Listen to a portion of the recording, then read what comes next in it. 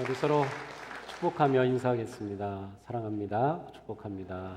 사랑합니다. 축복합니다. 사랑합니다. 네, 반갑습니다. 네, 오늘 우리는 구약에서 아주 특별한 한 인물을 만나게 됩니다. 사울이라고 하는 사람인데요. 들어보셨죠? 네, 아주 많이 들어봤을 것 같습니다. 사울. 이스라엘 민족의 형성은 오랜 역사를 거쳐서 이루어집니다. 야곱의 12아들들이 이집트로 이주하고 그 가족들이 70여 명 이주해서 이집트에서 번성하죠. 그러다 요셉을 기억하지 못하는 바로가 왕이 세워지자 이스라엘 백성들은 노예로 전락합니다. 그렇게 400년 넘게 이집트에 노예 생활하는 그들을 하나님께서 모세를 보내서 탈출케 하시고 홍해를 건너고 그리고 광야 40년간 그들을 훈련하시면서 새로운 민족으로 만들어 가십니다. 40년 광야 생활 끝에 그들은 가나안 땅을 향해서 들어가게 되는데 그때에도 요단강 물이 너무 불어가지고 그냥 건널 수 없는 상태예요. 홍해를 건넜듯 요단강도 기적으로 가르고서 마른 땅처럼 건너게 되죠. 그리고 길갈이라고 하는 곳에 머무르면서 그들은 하나님과 새롭게 언약을 갱신합니다. 그것을 위해서 유월절을 지키고 또 할례를 행하면서 우리가 누구인가 라고 하는 것을 되새기죠. 그리고 우리가 하나님이 약속하신 이 땅에 들어왔다고 하는 사실을 감사하며 이제 그 땅을 정복하는 그러한 정복 전쟁이 시작이 됩니다. 여호수아의 리더십 아래 가나안을 정복하고 또 정복한 땅은 12지파에게 나누어져서 배분이 되죠. 그러한 역사 속에서 위기가 찾아오면 하나님은 사사들을 세워서 그들을 구원해 주시고 또 그들에게 평화를 주십니다. 이 일이 계속 반복이 됩니다. 그러다가 이스라엘 백성들에게 우리에게도 왕이 있으면 하는 그러한 마음이 생겼어요. 우리에게도 왕이 있으면. 그래서 사무엘에게 와서 요청합니다. 우리에게 왕을 세워주십시오. 이 당시 이스라엘의 신앙의 지도자였던 사무엘은 그것을 아주 불쾌하게 생각합니다. 아니 우리에게 무슨 왕이 필요하냐? 하나님이 왕이신데 우리에게 무슨 왕이냐라고 하는 것이 사무엘의 생각이었고 그것은 정말 바른 생각이었어요. 그래 하나님 앞에 그 문제를 가지고 가서 왕을 세워달라고 합니다. 어떡하지요? 하나님도 정말 못마땅한데 하시면서 그렇지만 그들이 원하는 대로 세워주어라고 하셔요. 그래서 이스라엘의 왕이 세워지고 이스라엘 왕국이 시작이 됩니다. 그 첫 번째 왕이 바로 사울이라고 하는 사람입니다. 처음에 사울을 왕으로 세울 때 사울의 모습은 아주 겸손했어요. 자, 우리가 왕을 세웁시다. 그래서 사울이 딱 뽑혔는데 그를 왕으로 세우려고 보니까 보이지 않는 겁니다. 사울은 키가 굉장히 컸어요. 그래서 다른 백성들보다 머리 하나 더 있을 정도로 키가 큰 사람이었는데 그가 보이지 않는 거는 일부러 숨은 거죠. 그래서 찾다 보니까는 저 괴짝 뒤에 숨어 있는 사울을 찾게 됩니다. 당신을 우리가 왕으로 세웠으니 나오시오. 그래서 사울은 정말로 숨어 있다가 이스라엘의 처음 왕으로 세워져요. 이게 처음 사울은 굉장히 어떻게 보면 소심하고 또 겸손하고 자기를 드러낼 줄 모르고 그냥 그렇게 작은 사람이었어요. 근데 놀랍게도 하나님은 그러한 사울이 마음에 드셨습니다. 그래서 오늘 17절에 보니까 왕이 스스로 작게 여길 그때에 이스라엘 지파의 머리가 되지 아니하셨나이까. 사울왕 당신께서 스스로 그렇게 작게 여기고 겸손하고 낮출 때 오히려 하나님께서 당신을 왕으로 세우지 않았습니까? 라고 말하고 있어요. 자, 그런데 불행하게도 사울의 이러한 마음이 변질됩니다. 하나님을 향한 그의 마음이 점점 작아집니다. 그리고 자기를 보는 마음이 점점 커집니다. 자기가 점점 드러나게 됩니다. 자기 뜻이 점점 강해집니다. 하나님이 왕으로 세우셨다면 사울은 하나님의 뜻을 따라 나라를 다스려야 됐어요. 그것이 바른 왕이죠. 그런데 사울은 그렇게 하지 못했어요. 자기 뜻, 자기 계획, 자기 마음, 사사로운 자신의 생각대로 나라를 이끌어가는 겁니다. 그러는 와중에 심지어 사울은 제사장 사무엘만이 제사를 드릴 수 있는 것을 자기가 제사를 드리기까지 합니다. 그것은 아주 하나님으로부터 그냥 미움을 받는 미운 털이 꽉 박히는 사건이 되고 말았어요. 하나님께서 아니 내가 어떻게. 사울은 그렇게 점점 자기밖에 모르는 사람이 되어 갔던 것이죠. 이렇게 사울이 왕이 된 후에도 이스라엘은 계속해서 그 나라의 안정과 또 영토의 확장을 위해서 전쟁을 하게 됩니다. 블레셋과도 전쟁하고 또 블레셋과의 전쟁에서는 아들인 요나단이 아주 전쟁을 전투를 잘 해가지고 블레셋을 이기기도 하고 그러한 일들이 일어나는데 어느 날 하나님이 사무엘을 통해서 사울에게 또 다른 임무를 주십니다.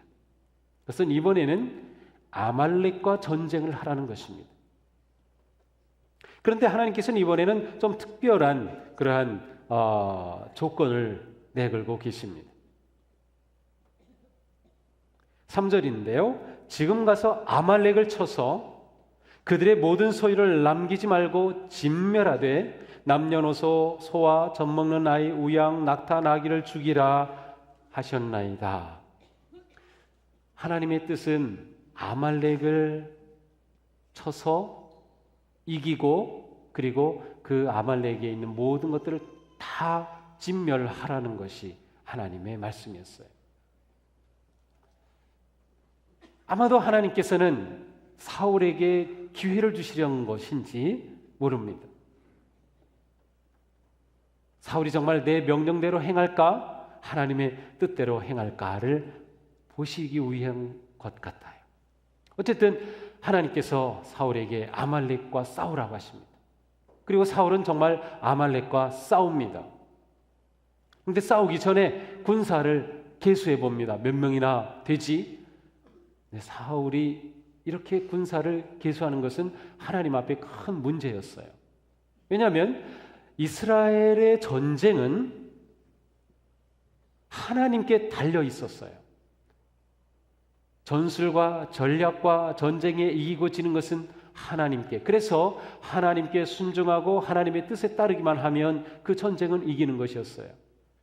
원래 블레셋과 싸울 때도 요나단은 이 전쟁은 하나님께 있다고 하는 그런 믿음으로 싸웠고 정말로 그 전쟁을 이기게 된 것은 하나님의 방법이었어. 하나님께서 블레셋 사람들이 자기들끼리 서로 치고받고 해서 그들이 스스로 무너지게 하시는 방법으로 이겼거든요.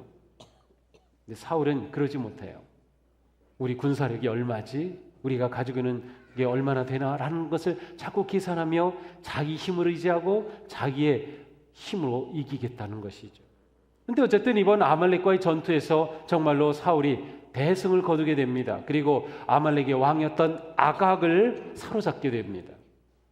그런데 사울은 그만 왕도 살려주고 그리고 다 진멸하라고 했는데 다 진멸하지 않고 아주 살찐 좋은 양과 짐승들을 남겨놓은 것입니다. 하나님께서 이 사실을 아셨어요. 그리고 사무엘에게 이 사실을 말씀하십니다.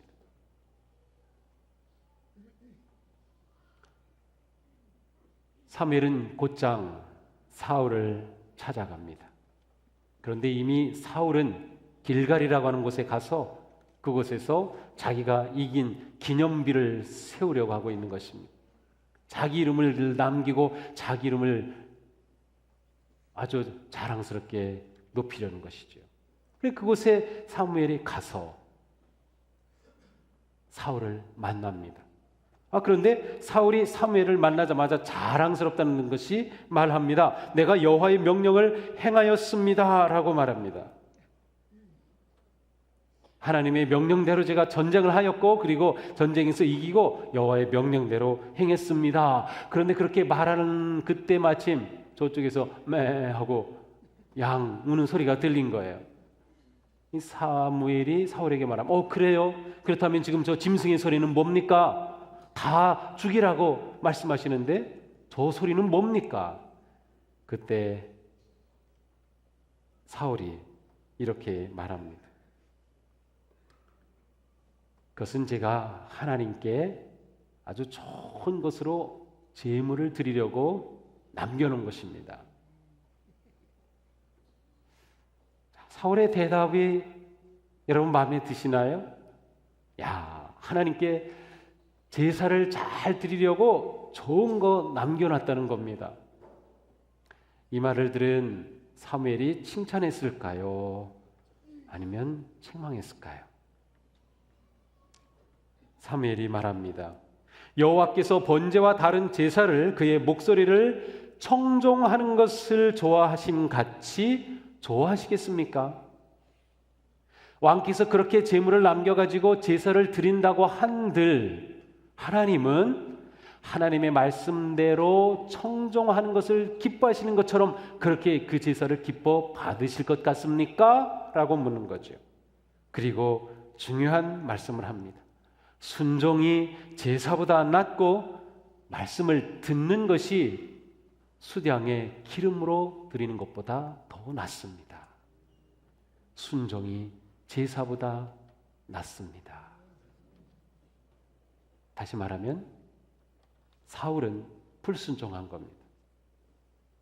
하나님께 불순종했어요.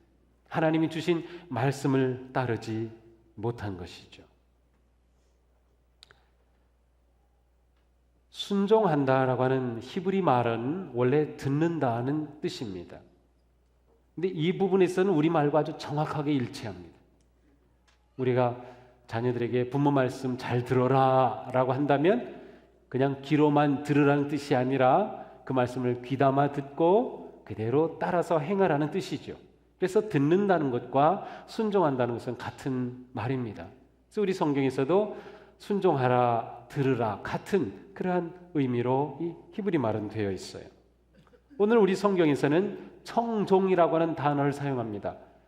들을 청자죠. 청각할 때 청입니다. 그리고 따를 종입니다. 순종할 때 종. 듣는 것과 순종한다는 것은 같은 의미를 가지고 있는 것이죠.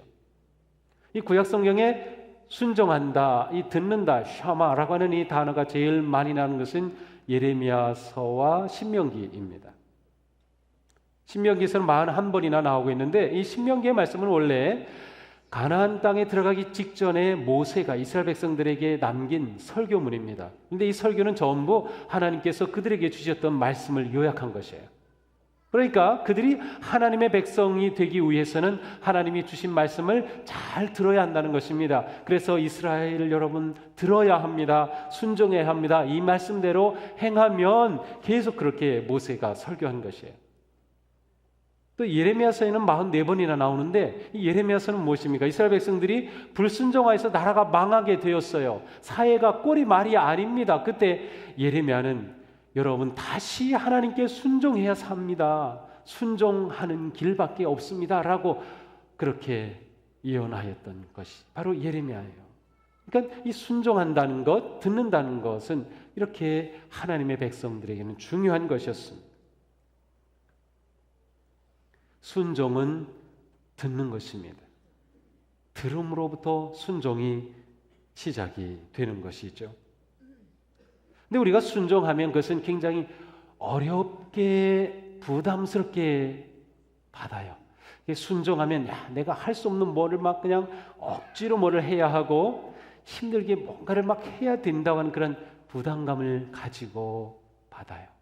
그래서 순종해야 합니다라고 하면은 쉬운 일을 한다는 생각보다는 뭔가 어려운 거를 억지로라도 그냥 따라해야 된다는, 그래서 좀 더 복종이라고 하는 그러한 의미로 우리는 자꾸 받아들이려고 합니다.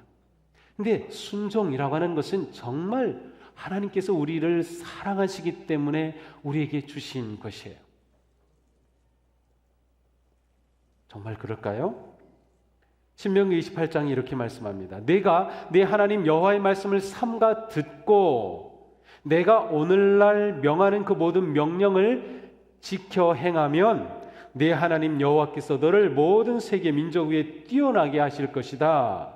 내가 내 하나님 여호와의 말씀을 순종하면 이 모든 복이 내게 임하고 내게 미칠 것이다. 무슨 말이에요? 순종하면 하나님이 가지고 계신 놀라운 언약과 약속과 뜻이 이루어지는 복이 임한다는 거예요. 순종, 그것은 우리가 하나님의 은혜를 받고 복을 누리는 놀라운 길이 되는 거예요. 순종은 하나님이 우리에게 주시는 복을 받는 길입니다. 그러니 순종하지 않겠어요? 복 받는 것 다 좋아하시잖아요. 하나님의 은혜 받기를 원하잖아요.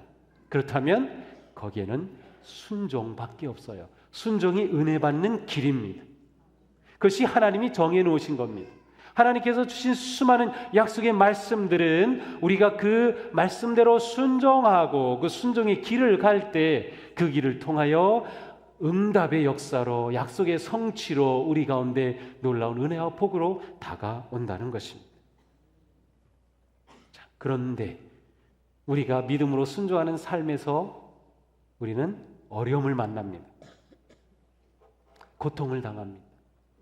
힘든 일을 만납니다. 위기를 만나기도 합니다. 내가 예수님만 믿지 않는다면 이런 상황에서 그냥 이렇게 하고 싶은데 내가 예수님을 믿는다는 그것 때문에 손해봐야 하고, 그것 때문에 내 큰소리 치지 못하고, 그것 때문에 내가 못하는 그런 경우 있잖아요. 그리고 예수님 말씀대로 살려고 하기 때문에 당하는 고통도 있고 어려움도 있잖아요. 고난은 그럼 어떻게 해야 되나요? 순종하면 복이라고 그랬는데 순종했더니 고난이 왔어요. 순종하지 말아야 할까요? 우리에게 이때 중요한 것은 첫 번째, 내 삶에 고난이 올 때에는 하나님께서 내게 순종함으로 주신 그 약속이 있는데 거기에 이르기까지 아직 내가 가지 못한 중간에 있다는 사실을 기억하는 것이에요. 다시 말하면 고난이 내 인생의 결론이 아니라는 것이에요. 고난이 내 믿음의 길의 끝이 아니라는 것이에요. 내 믿음의 결론과 끝은 하나님이 주신 약속이 이루어지는, 언약이 이루어지는, 하나님이 말씀하신 대로 우리가 은혜와 복을 받는 삶이 결론이에요. 단지 지금은 중간에 있을 뿐이에요. 그러므로 중요한 것은 끝까지 믿음과 인내함으로 이 길을 순종함으로 나아가는 것이에요. 끝까지 순종하는 것이에요. 이것이 우리가 고난을 당할 때 가져야 될 아주 중요한 첫 번째 한 가지 태도입니다. 순종은 우리가 하나님의 은혜와 복을 받기 위한 길이 됩니다. 자, 그러나 이것이 전부일까요? 사실 순종은 이것보다 더 큰 의미를 가지고 있습니다. 출애굽기 19장에 말씀합니다. 너희가 내 말을 잘 듣고 내 언약을 지켜 순종하면 너희는 모든 민족 중에 내 소유가 되고 너희가 내게 대하여 제사장 나라가 되고 거룩한 백성이 되리라. 순종하면 너희는 내 소유가 될 것이라고 말씀하셨어요. 순종은 우리가 하나님의 소유가 되는 길입니다. 쉽게 말하면 순종은 우리가 하나님의 것이 되는 거예요. 하나님의 자녀가 되는 거예요. 하나님이 온전히 다스리시고 하나님이 이끄시고 하나님이 모든 것에 인도하시고 부어주시는 인생이 되는 거예요. 순종이 우리가 누구인가를 결정합니다. 순종은 우리가 누구인가를 결정해요. 그러므로 내가 하나님께 순종하고 하나님 말씀에 순종하면 나는 하나님의 것이 되는 거예요. 하나님의 자녀가 돼요. 그리고 이것은 아주 놀라운 표현으로 하나님의 제사장이 되는 거예요. 택함 받은 자, 하나님 앞에 특별한 자, 하나님의 사랑받는 자가 되는 것이에요. 순종은 우리를 진정한 하나님의 자녀가 되게 하는 길이에요. 그러므로 고난을 당할 때, 어려울 때 내가 이 길을 통과함으로 나라고 하는 하나님의 자녀된 그리스도인 됨에 내 존재가 형성된다는 것을 기억해야 합니다. 모든 훌륭한 믿음의 사람들은 전부 다 이 고난을 통과한 사람들입니다. 고난 앞에 포기한 사람들은 그 자리로 끝났어요. 그리스도를 담는 온전한 형상을 담는 그러한 거룩하고 복된 존재가 되지 못했어요. 그러나 우리 여기 있는 모든 성도님들은 지금까지 그 고난 가운데서도 지금까지 잘 싸워 오셨잖아요. 통과해 오셨죠. 그 길을 끝까지 가는 것이에요. 순종의 길을 결코 포기하지 않는 것이에요. 그것이 나라고는 존재, 궁극적으로 하늘나라의 백성으로 만들어가는 은혜의 길이 되기 때문이다. 순종은 듣는 것이라고 했어요. 그러면 어떻게 들어야 할까요? 성경에서 듣는다고 할 때 두 가지 이미지가 나옵니다. 하나는 무엇 아래에서 듣는다는 의미가 있어요. 이 듣는다는 그 단어의 의미가. 또 하나는 옆에서 거슬러서 듣는다, 부딪히며 듣는다, 흘려 듣는다 하는 뜻이 있어요. 내가 누군가의 말을 들을 때 나보다 권위 있는 분이 내게 말씀할 때, 리더가 나에게 말씀할 때, 위에 계신 분이 말씀할 때 그 아래서 듣는 들음이 있고, 누군가 말할 때 아래에서 듣는 것이 아니라 똑같이 서가지고 받아들이는 태도가 아닌 거부하는, 거스르는, 그리고 흘려보내는 태도로 듣는 이 두 가지 들음이 있어요. 성경에서 하나님께 순종하라라고 하는 그 들음은 하나님 아래에서 들으라는 것입니다. 아래에서 듣는 것의 아주 중요한 모습은 정확한 뜻을 아는 것입니다. 자, 사울의 문제는 무엇인가요? 사울은 하나님의 말씀을 들었어요. 아말렉과 전쟁해라. 그리고 전쟁할 때 모든 것을 진멸해라. 그런데 자기가 순종한다고 생각한 것은 좋은 것을 남겨서 제사 드리는 것이라고 봤어요. 하나님의 뜻을 정확하게 분명하게 보지 못한 거예요. 사실 이것은 우리가 믿음 생활하면서 많이 걸리는 부분입니다. 자, 말씀을 들을 때 또 성경을 읽으면서 우리는 은혜 받았습니다 라는 표현을 많이 사용하죠. 그래요. 우리에게 은혜로 주신 말씀들이 많이 있어요. 자, 오늘 말씀도 마찬가지. 순종하라는 말씀을 받았을 때, 야, 정말 그렇구나. 믿음의 삶은 순종하는 것이고, 순종하면 하나님의 복을 누리는 것이고, 순종하면 내 멋진 정체성이 세워지는 내 존재가 형성되는 것이구나. 아, 은혜롭다. 감사합니다. 라고 끝나면 순종의 구체적인 삶이 불가능해요. 사울이 그와 같았어요. 하나님의 말씀을 들을 때, 아, 그렇게 전쟁하는 것, 싸워서 이기는 것, 그래, 당연히 진멸하는 것. 그런데 막상 전리품을 얻었을 때 다 죽여야 하는데 죽이지 못해요. 불순종을 선택하고 만 것이죠. 우리의 삶에 순종이 일어나지 않는 많은 경우는 하나님의 말씀을 보다 정확하고 구체적으로 내가 받아들이지 못하는 부분이에요. 아니면 그 깨달음이 없는 것이죠. 그냥 오늘 말씀을 듣고 가면서 아, 나는 순종해야지 하고 이 한 주간 살아간다면 아마 90%는 순종한 게 뭐지? 라고 물을 겁니다. 보다 정확하고 구체적이어야 합니다. 무엇을 하나님께서는 내가 순종하기를 원하실까요? 생각해 보는 거죠. 내가 하나님의 뜻을 정확히 알기 위해 기도하라는 말씀에 순종해서 이번 주에는 내가 정말 하나님 앞에 기도하는 시간을 갖겠습니다 라는 구체적인 뜻. 그동안 하나님께서는 저에게 계속 이분을 생각하면서 그분을 만나보라고 하신 것 같은데 제가 바쁘다는 핑계로 못 만나봤습니다. 제가 그 뜻에 순종해서 이분을 만나고 제가 위로해드리겠습니다. 구체적인 순종이 가능하죠. 그렇게 구체적일 때 우리는 정말 순종하게 되는 거죠. 순종이라고 하는 단어가 듣는 것이라고 할 때 그 들음은 구체적으로 정확하게 깨닫는다는 것과 연결이 되어 있어요. 마태복음 13장에 가서 보면 씨 뿌리는 자의 비유가 나옵니다. 씨를 뿌리는데 길가에도 떨어지고 그것은 새가 와서 먹고 자갈밭에 떨어지고 싹이 나다가 말라 죽고 가시덤불에 떨어지고 좀 웃자랐다가 해가 나니까 덤불이 덮이니까 더 이상 자라지 못한 그러한 이야기. 근데 예수님이 이 말씀을 해설하시면서 좋은 밭에 옥토에 씨가 뿌려졌다고 하는 것은 말씀을 듣고 깨닫는 자라고 해석해 주셨어요. 우리가 말씀은 들어요. 은혜 받아요. 그런데 깨달음까지 나가지 못하면 순종이 없는 거예요.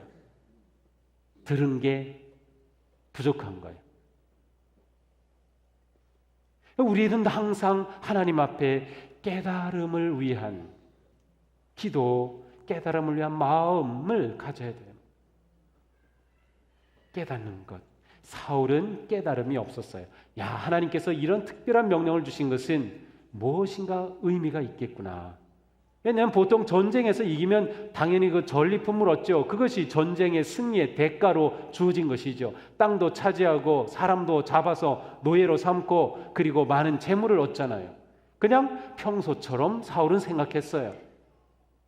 그리고 좋은 것 제사 드리려고 남겨놨어요. 그러나 하나님의 뜻은 모두 죽이는 것이 뜻이었어요.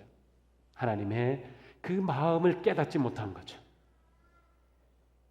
우리가 순종하는 삶을 산다는 것은 하나님의 마음을 깨닫는 삶, 그리고 깨달은 말씀이 내게 구체적으로 적용되는 삶을 사는 것입니다. 사울은 아래에서 듣지 못하고 거슬러서 들었어요. 흘려 들었어요. 순종하는 성도가 된다는 것은 언제나 하나님 아래에서 말씀을 듣는 그 마음과 태도를 갖는 것입니다. 사도 바울은 언제나 믿음과 순종을 연결시켰습니다. 그래서 믿음으로 복종하십시오, 믿음으로 순종하십시오라는 표현을 굉장히 많이 사용하고 있습니다. 왜냐하면 믿음은 순종이라는 행위로 나타나기 때문입니다. 믿음은 무엇에 대한 믿음입니까? 하나님의 말씀에 대한 믿음이에요. 말씀의 가장 핵심은 예수 그리스도죠. 그리스도에 대한 믿음, 주신 성경 말씀에 대한 믿음, 선포되는 설교를 통해 깨달아 주시는 그 말씀을 믿을 때 그 믿음은 내 삶에 구체적으로 드러나게 됐어요. 믿음과 순종은 하나로 연결되어야만 돼요. 이것이 정말 신앙생활을 잘하는 것입니다. 내게 믿음을 주옵소서라면 그 믿음의 대상이 무엇이고 내용이 무엇인가요? 바로 내가 순종할 것입니다.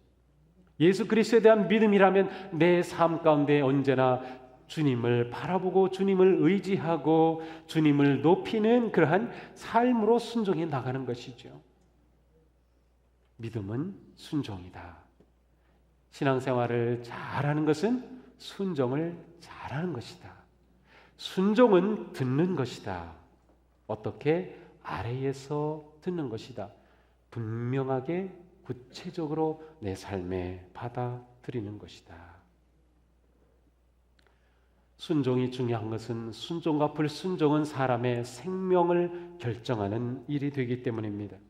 로마서 6장에서 사도 바울은 인간에게 두 가지 길이 놓여 있는데 하나는 죄의 종이 되든지 아니면 순종의 종이 되든지 둘 중에 하나라고 말씀하고 있어요. 죄의 종이 된다는 것은 아담이 하나님 앞에 불순종함으로 죽음이 가져온 그 길을 선택하는 것을 말합니다. 아담은 하나님께 불순종하여 죽음이 오게 되었어요. 그러나 예수 그리스도는 두 번째 아담인 예수님은 순종함으로 생명을 가져오셨어요. 순종이 생명이에요. 내가 순종한다는 것은 내가 사느냐 죽느냐를 결정하는 아주 중요한 것임을 알 수 있어요. 히브리서는 예수님의 이 순종을 이렇게 표현합니다. 그는 아들이시지만 고난을 당하심으로 순종을 배우셨습니다. 그리고 완전하게 되셔서 자기에게 순종하는 모든 사람들에게 영원한 구원의 근원이 되셨습니다. 예수님이 인간의 몸을 입고 오셨기 때문에 예수님도 순종을 배우셨다는 거예요. 어떻게? 고난을 통하여. 고난으로 순종을 이루셨어요. 그래서 우리에게 영원한 구원의 생명을 가져오신 것이죠. 예수님이 고난을 통해 순종했다면 우리도 고난을 통해 순종을 배우는 것입니다. 예수님의 모든 사역과 삶은 우리에게 본을 보여주시는 것이기 때문에, 그리고 우리는 예수님의 제자여 그리스도인이라는 것은 바로 그 예수님을 본받는 것이기 때문에 오늘 우리는 예수님이 순종도 배우셨고 순종하심으로 십자가를 지셨고 그 순종이 우리에게 생명을 가져오셨다는 것을 보았다면, 나도 주님처럼 정말 순종하는 삶으로 성숙해 가야 하는구나를 깊이 새기는 것입니다. 우리는 순종을 통하여 우리의 모든 욕망과 우상을 줬던 옛사람을 벗어 버려야 합니다. 그리고 우리 가운데 순종의 길로 이끌어 가시는 성령님의 인도하심의 길을 기울이는 것이에요. 그리고 성령님을 의지하는 것이에요. 성령님은 우리가 순종하려고 할 때 순종하도록 도와주셔요. 용기를 주시고 지혜를 주시고 우리의 삶을 결단하며 나아가도록 이끌어 주시는 분이시죠. 순종이 제사보다 낫다. 우리는 어느 것을 선택하겠습니까? 내 뜻대로 하는 제사를 선택할까요? 아니면 모든 것을 주님께 맡기는 순종을 선택할까요? 매사에서 모든 일상 속에서 우리는 언제나 하나님에 대한 온전한 순종을 선택하는 복된 성도들이 되기를 축복합니다. 순종이 우리를 살립니다. 순종이 우리를 복되게 합니다. 순종이 우리를 진짜 그리스도인으로 만들어 가는 것입니다.